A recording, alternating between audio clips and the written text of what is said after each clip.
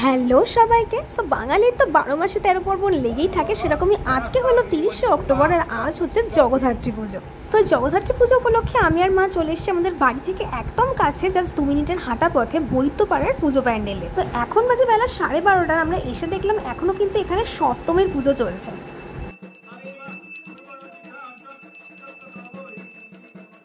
তো আমি আর মা এখানে একটু বসেছিলাম, বসে একটু পুজো দেখছিলাম, কারণ মা বললো অষ্টমী পুজোটা শুরু হলে একেবারে অঞ্জলি দিয়ে তারপর বাড়িতে যাবে।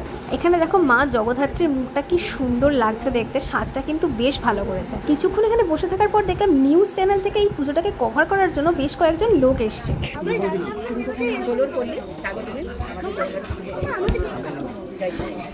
তো এখানে পুরস্কার দিয়ে জানা গেল যে বারুইপুর দৈত্যপাড়া 16 পল্লী যে জগদ্ধাত্রী পুজো হচ্ছে, সেই পুজোর তারা পুরস্কার পেয়ে খুবই আনন্দিত হয়েছে। আমি আমার ক্যামেরা করবো, একটু পরে ছবি যাবো।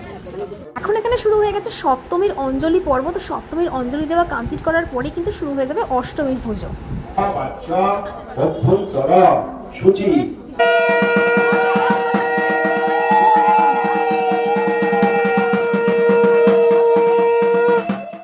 পুজো শেষে সবাই একটুখানি আগুনের তাপ মাথায় ছুঁয়ে নিচ্ছিল, তো মাও আমাকে একটু আগুনের তাপ দিয়ে দিল মাথায়।